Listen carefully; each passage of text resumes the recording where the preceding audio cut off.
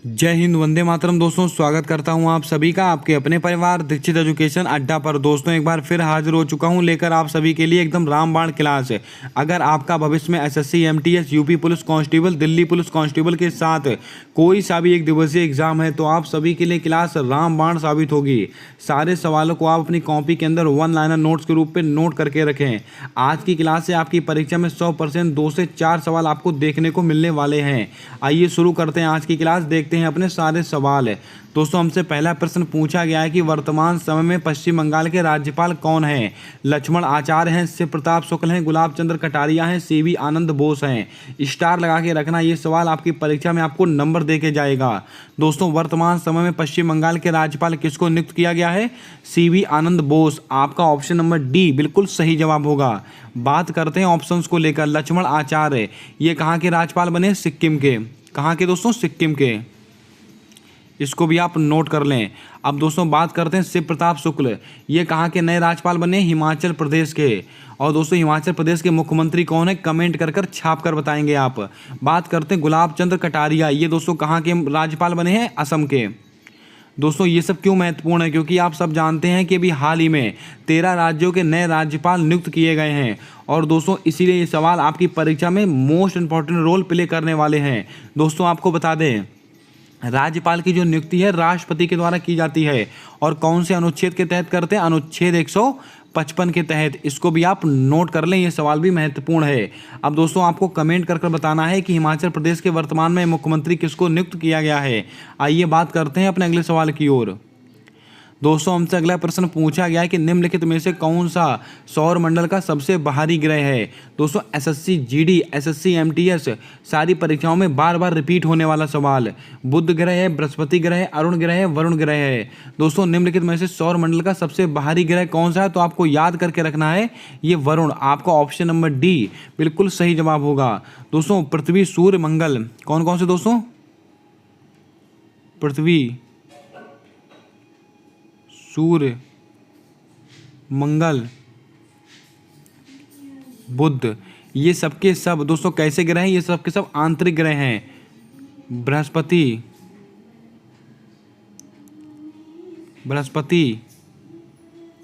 शनि, अरुण और वरुण, ये चार दोस्तों कैसे ग्रह हैं? ये बाहरी ग्रह हैं। इसको आप ध्यान में रखेंगे। दोस्तों, शुक्र और लिख लीजिएगा यहाँ पर। कौन सा?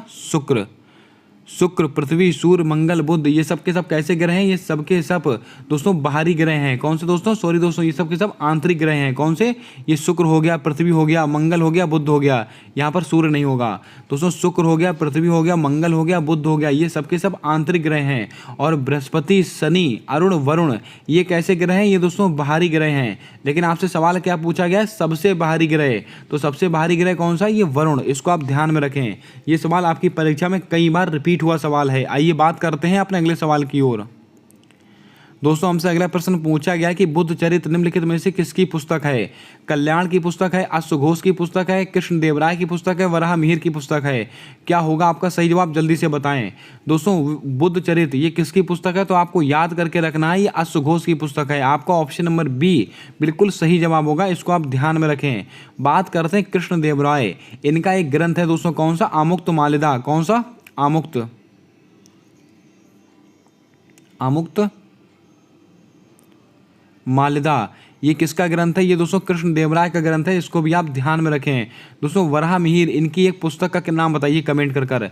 ये सवाल भी महत्वपूर्ण रहेगा आपकी परीक्षा के लिए। मैंने आपसे अभी पीछे सवाल पूछा था हिमाचल प्रदेश के मुख्यमंत्री, तो आपको दोस्तों याद रखना है, अभी हाल ही में हिमाचल प्रदेश के नए मुख्यमंत्री बनाए गए हैं, सुखविंदर सिंह सुक्खू। कौन दोस्तों? सुखविंदर सिंह सुक्खू। इसको आप ध्यान में रखें, ये सवाल महत्वपूर्ण रहेगा। आपको कमेंट करके बताना है कि वराह मिहिर, इनकी एक पुस्तक का नाम आपको कमेंट में बता देना है। आइए बात करते हैं अपने अगले सवाल की ओर। दोस्तों, हमसे अगला प्रश्न पूछा गया है कि निम्नलिखित में से सिक्किम का नृत्य कौन सा है? ये चारों नृत्य आपकी परीक्षा में बार बार पूछे गए सवाल हैं। चाबरुंग है, पंथी नृत्य है, राउफ है या छपेली है। दोस्तों, इसमें से सिक्किम का कौन सा लोक नृत्य है? तो आपको याद करके रखना है चाबरुंग। आपका ऑप्शन नंबर ए बिल्कुल सही जवाब होगा। इसके अलावा अगर बात करें सिक्किम में दोस्तों क्या मनाते हैं? लोसांग। लोसांग फेस्टिवल कहाँ पर मनाते हैं? सिक्किम में मनाते हैं, इसको भी आप ध्यान में रखें। दोस्तों ये पंथी नृत्य ये कहाँ का है? छत्तीसगढ़। कहाँ का है? छत्तीसगढ़ का है पंथी नृत्य। और दोस्तों छत्तीसगढ़ का एक दोस्तों और है पिंडवानी। कौन सा दोस्तों?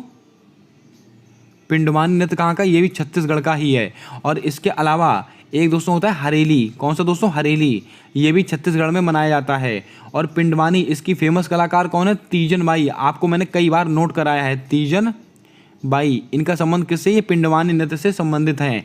बात करते हैं राउफ। ये दोस्तों कहाँ का है? जम्मू एंड कश्मीर। कहाँ का है? जम्मू एंड कश्मीर का है राउफ। और छपेली कहाँ का है? हिमाचल प्रदेश। कहाँ का? हिमाचल प्रदेश। इसको भी आप ध्यान में रखें। तो दोस्तों आपको याद रहेगा चाबरुंग कहाँ का है? सिक्किम का। पंथी नृत्य कहाँ का है? छत्तीसगढ़। छत्तीसगढ़ से और क्या क्या संबंधित है? तो आपको याद रखना है पिंडवानी नृत्य और हरेली नृत्य। और पिंडवानी का संबंध दोस्तों किससे है? तीजन बाई। और दोस्तों छपेली कहाँ का है? हिमाचल प्रदेश। आइए बात करते हैं अपने अगले सवाल की ओर। हमसे अगला प्रश्न पूछा गया कि जलियांवाला बाग हत्याकांड कब हुआ था? 1919 में, 1923 में, 1924 में, 1925 में। ये चारों डेटें अति महत्वपूर्ण हैं, हम चारों के बारे में चर्चा करेंगे। जलियांवाला बाग हत्याकांड ये दोस्तों कब हुआ था? तो आप सबको याद होगा बैसाखी का दिन 13 अप्रैल सन 1919। आपका ऑप्शन नंबर ए बिल्कुल सही जवाब होगा, इसको आप ध्यान में रखें। आइए दोस्तों ऑप्शंस को लेकर बातें करते हैं। जैसे कि 1923 इसको क्या हुआ था? स्वराज पार्टी का गठन। क्या हुआ था? स्वराज पार्टी। स्वराज पार्टी का गठन कब हुआ था? 1923 में। किसके द्वारा हुआ था? तो आपको याद होगा चित्तरंजन दास और मोतीलाल नेहरू। दोस्तों चित्तरंजन दास और मोतीलाल नेहरू के द्वारा क्या किया गया था? स्वराज पार्टी का गठन किया गया था। बात करते हैं 1924 इसको क्या हुआ था? बेलगांव अधिवेशन। बेलगांव अधिवेशन ये कब हुआ था? 1924 में। और इसकी अध्यक्षता किसने की थी? तो आपको याद होगा महात्मा गांधी जी ने की थी इसकी अध्यक्षता, आपको याद होगा।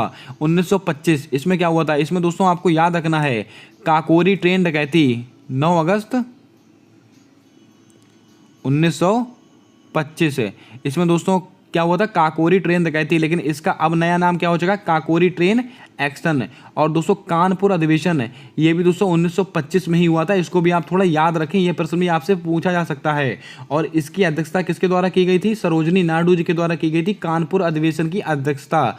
अब दोस्तों आप कमेंट करके बताएं ये काकोरी ट्रेन डकैती में कौन कौन शामिल था? उन चारों के नाम आपको कमेंट में छाप कर बताने हैं। आइए बात करते हैं अपने अगले सवाल की ओर। दोस्तों हमसे अगला प्रश्न पूछा गया कि संविधान में 10 मौलिक कर्तव्यों को कब जोड़ा गया? इस स्लाइड से आपकी परीक्षा में 100% आपको सवाल मिलने वाला है, इसको बहुत ध्यानपूर्वक नोट कीजिएगा। संविधान में 10 मौलिक कर्तव्यों को कब जोड़ा गया? आप सब जानते हैं कि हमारे मूल संविधान में एक भी मौलिक कर्तव्य नहीं था। फिर होता है 42वां संविधान संशोधन वर्ष 1976 और फिर हमारे संविधान में 10 मौलिक कर्तव्यों को जोड़ा जाता है। तो आपका सही आंसर क्या होगा? 42वें संविधान संशोधन के द्वारा। आपका ऑप्शन नंबर ए बिल्कुल सही जवाब होगा। और ये दोस्तों 42वां संविधान संशोधन कब हुआ था? 1976 में हुआ था, इसको भी आप ध्यान में रखें। इसके द्वारा 10 मौलिक कर्तव्यों को जोड़ा गया। और दोस्तों अगर आपसे पूछा जाए प्रस्तावना में मात्र एक बार संशोधन कब हुआ था? ये 42वें संविधान संशोधन के द्वारा हुआ था। और दोस्तों इसके द्वारा 3 शब्द जोड़े गए थे। कौन कौन से? समाजवाद, पंथ निरपेक्ष और अखंडता। इन 3 शब्दों को कब जोड़ा गया? 42वें संविधान संशोधन के द्वारा।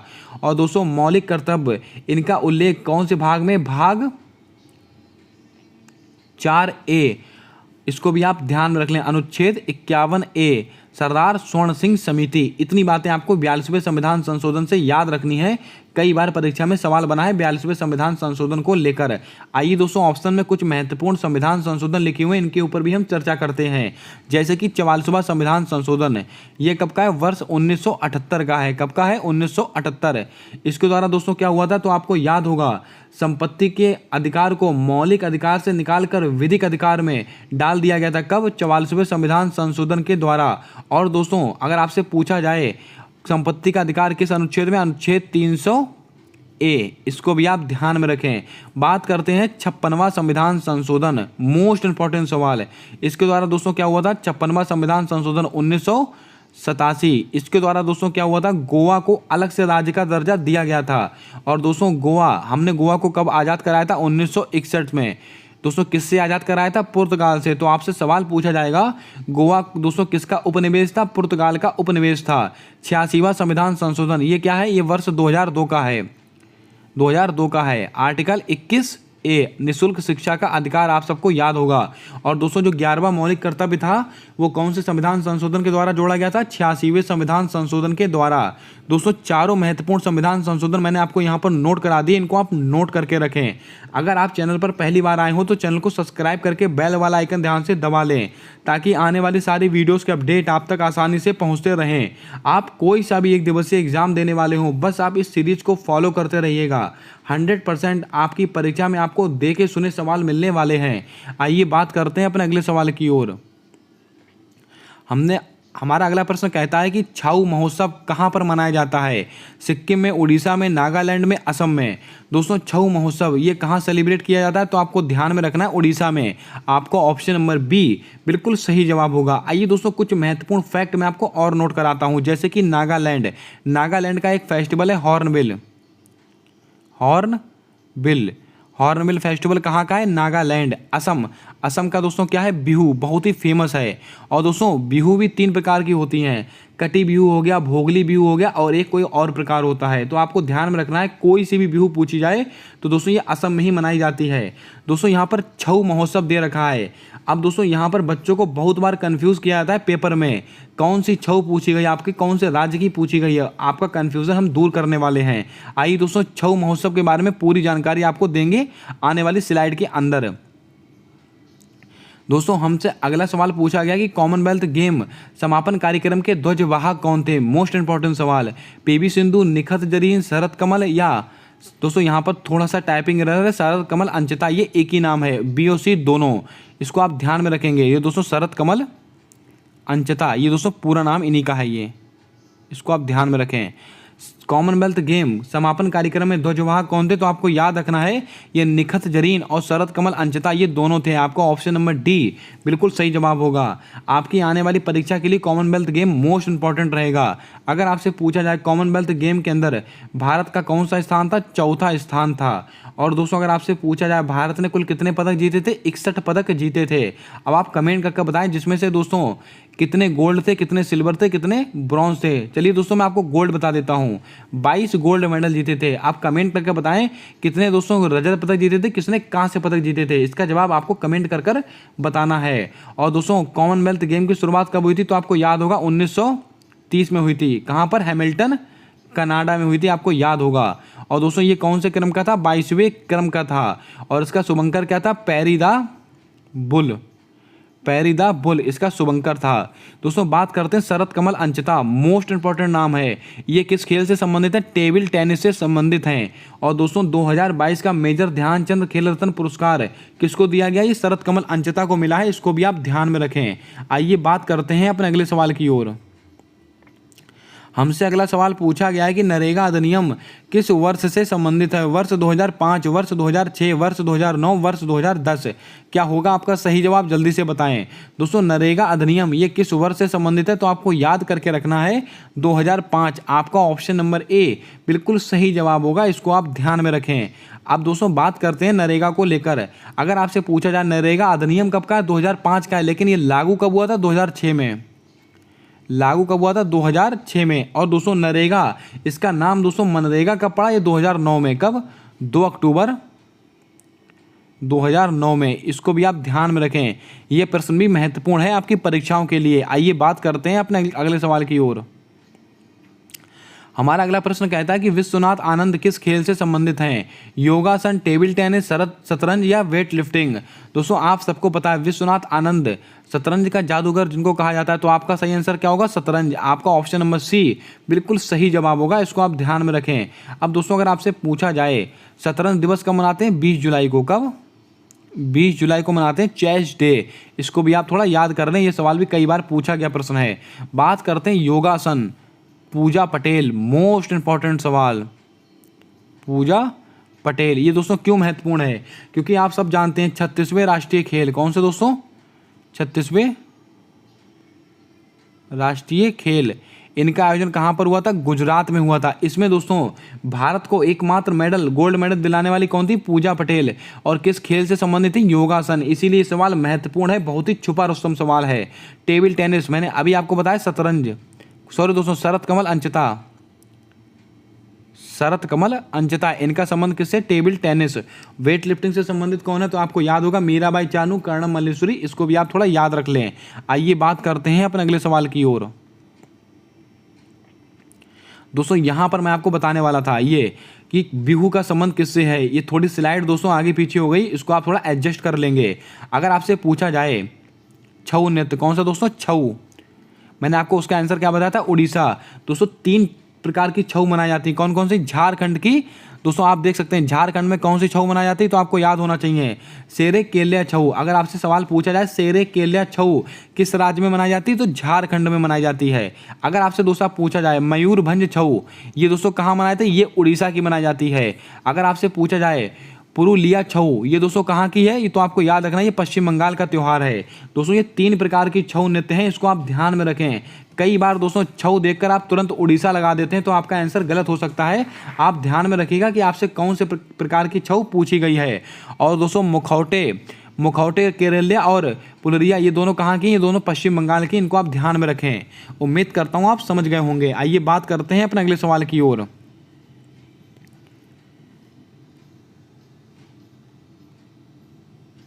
दोस्तों हमसे अगला प्रश्न कहता है कि भारत में जीएसटी कब से लागू हुई? 1 जुलाई 2016, 1 जुलाई 2017, 1 जुलाई 2018, 1 जुलाई 2019। दोस्तों भारत में जीएसटी कब से लागू हुई थी? तो आपको याद करके रखना है 1 जुलाई 2017। आपका ऑप्शन नंबर बी बिल्कुल सही जवाब होगा। बात करते हैं दोस्तों जीएसटी को लेकर। जीएसटी ये दोस्तों कैसा कर है? ये अप्रत्यक्ष कर है।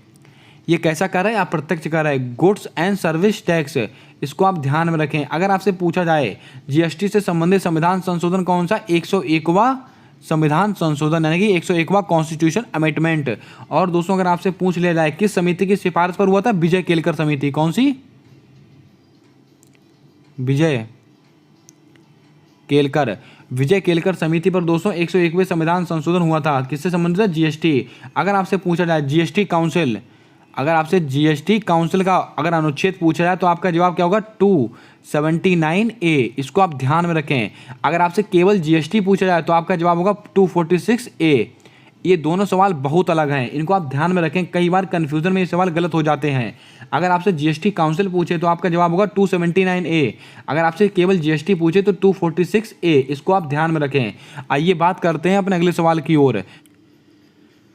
आइए दोस्तों बढ़ते हैं अपने अगले सवाल की ओर। दोस्तों हमारा अगला सवाल कहता है कि फीफा विश्व कप 2022 है, इसका उपविजेता कौन है? आप कोई सा भी एग्जाम देने वाले हो भविष्य में, आपकी परीक्षा में फीफा से सवाल जरूर बनेगा। इसको आप बहुत ध्यानपूर्वक सुनिएगा, पूरी जानकारी देने वाला हूँ फीफा से संबंधित। अर्जेंटीना बना है, फ्रांस बना है, स्पेन बना है, क्रोएशिया बना है। दोस्तों आपको याद रखना है फीफा विश्व कप 2022, इसका उपविजेता कौन है? फ्रांस।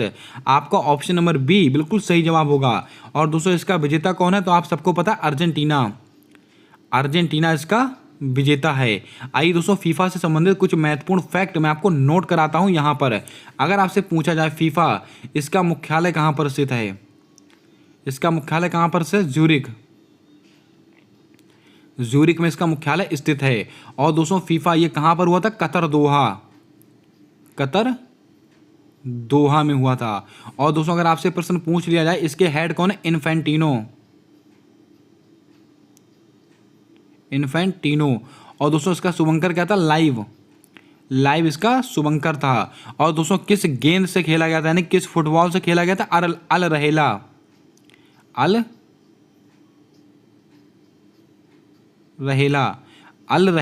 फुटबॉल से खेला गया था। किस कंपनी ने बनाया था? एडिडास कंपनी ने बनाया था। और दोस्तों एक बहुत ही महत्वपूर्ण सवाल, जो इसका फाइनल मैच हुआ था वो कौन से स्टेडियम में हुआ था? तो आपको याद रखना लुसेल स्टेडियम। कौन से? लुसेल स्टेडियम में हुआ था। अब दोस्तों ये तो कुछ जनरल बातें हो गई। आइए दोस्तों कुछ 3 सवाल मैं आपको नोट कराता हूं, इनको आप नोट करें। ये सवाल मोस्ट इंपॉर्टेंट है आपकी परीक्षा के लिए। अगर आपसे पूछ लिया जाए गोल्डन बॉल का विजेता कौन था? लियोनेल मेसी, जो कि दोस्तों इस टीम के कप्तान थे। अगर आपसे पूछा जाए गोल्डन बूट किसने जीते? एम्बापे अगर खिलाड़ी हैं दोस्तों, इन्होंने गोल्डन बूट जीते थे। और गोल्डन ग्लव्स, कौन से गोल्डन ग्लव्स है ये दोस्तों? मार्टिनेज करके खिलाड़ी, इन्होंने गोल्डन ग्लव्स जीते थे। इतनी बातें आपको याद करके रखनी है फीफा से संबंधित। आइए बात करते हैं अपने अगले सवाल की ओर। अब आप कमेंट करके बताएंगे कि अगला वाला फीफा इसका आयोजन कहाँ पर होगा। आइए बात करते हैं अपने अगले सवाल की ओर।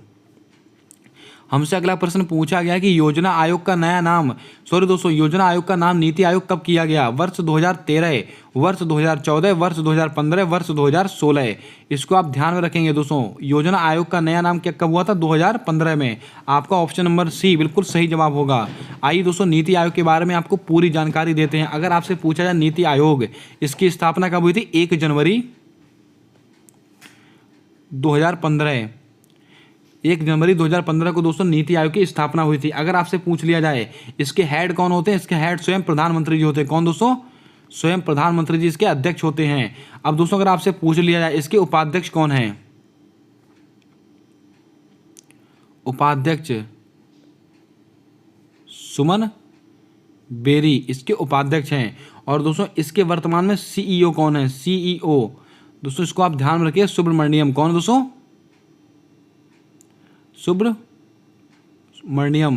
सुब्रमण्यम करके दोस्तों इसके सीईओ है। इसको भी आप ध्यान में रखें। और नीति आयोग से कई बार सवाल आपकी परीक्षा में पूछा गया प्रश्न है। आइए बात करते हैं अपने अगले सवाल की ओर। दोस्तों हमारा अगला सवाल कहता है कि आईसीसी अंडर 19 वर्ल्ड कप 2022 इसका विजेता कौन रहा है? मोस्ट इंपॉर्टेंट सवाल है आपकी सारी परीक्षाओं के लिए। भारत इसका विजेता बना है, इंग्लैंड इसका विजेता बना है, दक्षिण अफ्रीका इसका विजेता बना है कि वेस्ट इंडीज इसका विजेता बना है? आपको नोट करके रखना है। आईसीसी अंडर 19 वर्ल्ड कप 2022 इसका विजेता दोस्तों कौन बना है? तो आपको याद करके रखना है भारत। आपका ऑप्शन नंबर ए बिल्कुल सही जवाब होगा। किसको हराकर बना है? इंग्लैंड को, यानी कि उपविजेता कौन है? इंग्लैंड उपविजेता। इसका उपविजेता कौन है? तो आपको याद रखना है इंग्लैंड है। और दोस्तों इसका आयोजन कहाँ हुआ था? West Indies. मोस्ट इंपॉर्टेंट सवाल। इसका दोस्तों आयोजन कहाँ पर हुआ था? वेस्ट इंडीज में हुआ था। इसको भी आप नोट करके रखें। दोस्तों आपको याद होगा एशिया कप इसका विजेता कौन बना था? तो आपको याद होगा श्रीलंका इसका विजेता बना था। किसको हराया था? पाकिस्तान को हराया था। लेकिन महिला एशिया कप इसका विजेता कौन बना था? तो अपना भारत देश बना था। किसको हराया था? श्रीलंका को हराया था। आपको याद होना चाहिए ये सब सवाल। आइए बात करते हैं अपने अगले सवाल की ओर। हमसे अगला प्रश्न पूछा गया है कि जल्लीकट्टू का संबंध किस राज्य से है? तमिलनाडु, केरल, कर्नाटक, असम। क्या होगा आपका सही जवाब? जल्दी से बताएं। दोस्तों जल्लीकट्टू इसका संबंध किस राज्य से है? तो आप सबको पता है तमिलनाडु। आपका ऑप्शन नंबर ए बिल्कुल सही जवाब होगा। इसको आप ध्यान में रखें। अगर आपसे पूछा जाए दोस्तों कर्नाटक, यहाँ पर क्या होता है? कंबाला। यहाँ पर दोस्तों क्या होता है? कर्नाटक में होता है कंबाला। दोस्तों कंबाला में किसकी दौड़ होती है? ये दोस्तों बैलों की दौड़ होती है। किसमें? बैलों की दौड़। इसको आप ध्यान में रखें। बैलों की दौड़ किसके अंदर होती है? कंबाला में। और दोस्तों जल्लीकट्टू में क्या होता है? भैंसों की दौड़ होती है। इन दोनों फर्कों को आप याद रखें। कई बार सवाल दोस्तों आपसे घुमाकर पूछा जाता है तो आप कंफ्यूज हो जाते हैं। जल्लीकट्टू में दोस्तों क्या है? भैंसों की दौड़ होगी। कंबाला में दोस्तों बैलों की दौड़ होती है। दोस्तों केरल में कौन सा त्यौहार मनाते हैं? तो आपको याद होना चाहिए अट्टुकल पोंगल। ये दोस्तों त्योहार कहाँ का है? केरल का। अगर केवल पोंगल पूछा जाए तो आपका जवाब क्या होगा? तो आपका जवाब होगा तमिलनाडु। और अट्टुकल पोंगल पूछा जाए तो आपका जवाब होगा केरल। और दोस्तों केरल में एक उत्सव और मनाया जाता है, थैयम उत्सव। कौन सा? थैयम उत्सव। ये कहाँ का है? केरल का है। इसको भी आप ध्यान में रखें। असम में दोस्तों क्या है? तो आपको याद होना चाहिए बिहू फेस्टिवल कहाँ मनाते हैं? असम के अंदर मनाते हैं। इसको भी आप ध्यान में रखें। आइए बात करते हैं अपने अगले सवाल की ओर। दोस्तों हमसे अगला प्रश्न पूछा गया कि भारत के वर्तमान में विदेश सचिव कौन है? विनय मोहन क्वात्रा, अजय कुमार भल्ला, गिरधर अरमाने, अजीत कुमार डोभाल। क्या होगा आपका सही जवाब? जल्दी से बताएं। वर्तमान समय में भारत के विदेश सचिव ये किसको नियुक्त किया गया है? विनय मोहन क्वात्रा। आपका ऑप्शन नंबर ए बिल्कुल सही जवाब होगा। इसको आप ध्यान में रखें। बात करते हैं अजय कुमार भल्ला। ये कौन है दोस्तों?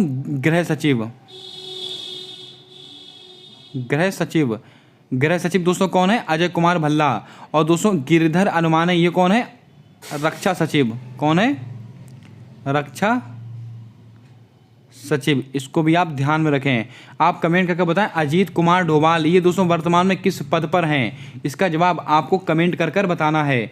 दोस्तों अगर आपसे पूछ लिया जाए दोस्तों त्रिपुरा, कहाँ के दोस्तों? त्रिपुरा। त्रिपुरा के नए मुख्यमंत्री कौन है? Doctor Manik Shah. Most important सवाल, डॉक्टर मानिक शाह। और दोस्तों नागालैंड, नागालैंड यहाँ के नए मुख्यमंत्री कौन है? तो आपको याद होना चाहिए नेफ्यू रियो। कौन है? नेफ्यू रियो। और दोस्तों मेघालय के कौन है? कॉनरेड संगमा। इन तीनों सवालों को आप याद रखें क्योंकि अभी हाल ही में चुनाव हुए थे, तो आपकी परीक्षा में यहाँ से सवाल आपसे पूछा जा सकता है। आइए बात करते हैं अपने अगले सवाल की ओर। हमसे अगला प्रश्न पूछा गया कि राष्ट्रीय महिला आयोग का गठन कब हुआ था? 1942 में, 1932 में, 1992 में, 1988 में। दोस्तों आपको याद रखना है राष्ट्रीय महिला आयोग, इसका अधिनियम कब का है? 1990 का है, लेकिन दोस्तों इसका गठन कब हुआ था? 1992। आपका ऑप्शन नंबर सी बिल्कुल सही जवाब होगा, इसको आप ध्यान में रखें। दोस्तों अधिनियम कब का है, यानी कि एक्ट कब का? 1990 का। लेकिन दोस्तों ये इसका गठन कब हुआ? 1992 में। इतनी बातें आपको याद रखनी है। और वर्तमान समय में राष्ट्रीय महिला आयोग, इसकी महिला अध्यक्ष कौन है? रेखा शर्मा। कौन है? रेखा शर्मा जी हैं। इसको भी आप ध्यान में रखें, ये सवाल आपकी परीक्षा में आपसे पूछा जा सकता है। दोस्तों यहाँ पर एक डेट देके रखी हुई है 1988। इसको क्या हुआ था? सेबी, SEBI, सेबी की स्थापना कब हुई थी? 1988। अधिनियम कब का है? 1992 का अधिनियम है, इसको आप ध्यान में रखें। और इसकी पहली महिला अध्यक्ष कौन बनी है? माधवीपुरी बुच। आइए बात करते हैं अपने अगले सवाल की ओर। दोस्तों जल्दी से वीडियो को लाइक कर दें, चैनल को सब्सक्राइब करके बेल वाला आइकन ध्यान से दबा लें ताकि आने वाली सारी वीडियोस के अपडेट आप तक आसानी से पहुंचते रहें। बात करते हैं अपने अगले सवाल की ओर। हमसे अगला प्रश्न पूछा गया कि शोषण के विरुद्ध अधिकार से संबंधित अनुच्छेद कौन सा है? इस सवाल के ऊपर आप मोस्ट इंपॉर्टेंट डाल लें, आपकी सभी परीक्षाओं के लिए मोस्ट रिपीटेड सवाल है। शोषण के विरुद्ध अधिकार कौन से अनुच्छेद में है? अनुच्छेद 17, अनुच्छेद 18, अनुच्छेद 37, अनुच्छेद 24। तो आपको दोस्तों याद करके रखना है अनुच्छेद 24 के अंदर क्या है? शोषण के विरुद्ध अधिकार, इसको आप ध्यान में रखें। बात करते हैं अनुच्छेद 17, इसमें क्या है? छुआछूत का अंत या अस्पृश्यता का अंत, अस्पृश्यता का अंत, ये किसके अंतर्गत है? तो आपको याद रखना है अनुच्छेद 17 के अंतर्गत इसका उल्लेख किया गया है। बात करते हैं अनुच्छेद 18, इसमें क्या? उपाधियों का अंत, उपाधियों का अंत, इसको भी आप ध्यान में रखें। अनुच्छेद 37, इसके अंदर दोस्तों क्या लिखा हुआ है? DPSP न्यायालय में अपरिवर्तनीय होंगे, इसको भी आप थोड़ा याद रख लें। अब आप कमेंट करके बताएं प्राण एवं दैहिक स्वतंत्रता, इसका अधिकार किस अनुच्छेद में है? इसका जवाब आपको कमेंट कर बताना है। आइए बात करते हैं अपने अगले सवाल की ओर। दोस्तों हमसे अगला प्रश्न पूछा गया कि अंडर 19 T20 वर्ल्ड कप 2022 इसका आयोजन कहाँ हुआ था? दोस्तों ये सवाल रिपीट हो चुका है, अभी दोस्तों हमने डिस्कस किया था। इसका दोस्तों आंसर क्या होगा? West Indies. आइए बात करते हैं अपने अगले और लास्ट सवाल की ओर। दोस्तों हमसे अगला प्रश्न पूछा गया कि राज्यपाल बनने के लिए न्यूनतम आयु कितनी होनी चाहिए? मोस्ट इंपॉर्टेंट सवाल है, आपकी परीक्षा में कई बार रिपीट हुआ है। यहाँ से सवाल है 25 वर्ष, 30 वर्ष, 35 वर्ष, 20 वर्ष। आपको याद करके रखना है। अगर आपको दोस्तों गवर्नर बनना है या आपको राष्ट्रपति बनना है या आपको उपराष्ट्रपति बनना है, या तो आपकी उम्र कितनी होनी चाहिए? 35 वर्ष। आपका ऑप्शन नंबर सी बिल्कुल सही जवाब होगा। अगर दोस्तों आपको गवर्नर बनना है या आपको प्रेसिडेंट बनना है या आपको वाइस प्रेसिडेंट बनना है तो आपकी उम्र कितनी होनी चाहिए? 35 वर्ष। और अगर आपको राज्यसभा का मेंबर बनना है, किसका? राज्यसभा, तो आपकी उम्र कितनी होनी चाहिए? तो आपकी उम्र होनी चाहिए 30 वर्ष। अगर आपको लोकसभा का मेंबर बनना है, लोकसभा का मेंबर बनना है या आपको प्रधानमंत्री बनना है तो आपकी उम्र कितनी होनी चाहिए? 25 वर्ष। और दोस्तों 20 वर्ष आपको याद होगा वोट डालने की उम्र 21 से 18 वर्ष कौन से संविधान संशोधन के द्वारा की गई थी? 61वां संविधान संशोधन के द्वारा। और दोस्तों अगर आपको प्रधानी के इलेक्शन लड़ना है या ग्राम पंचायत के चुनाव लड़ना है तो आपकी उम्र कितनी होनी चाहिए? 21 वर्ष। इतनी बातें आपको याद रखनी है। अब दोस्तों कुछ महत्वपूर्ण फैक्ट मैं आपको और नोट कराता हूँ, जैसे कि अगर आपसे पूछा जाए, आपने एक सूत्र सुना होगा सरला, मैंने कई बार नोट कराया है दोस्तों, अनुच्छेद 79, अनुच्छेद 80, अनुच्छेद 81, यानी कि दोस्तों संसद का उल्लेख कौन से अनुच्छेद में? अनुच्छेद 79। और राज्यसभा का उल्लेख दोस्तों अनुच्छेद 80 में, लोकसभा का 81 में। इसको आप ध्यान में रखें।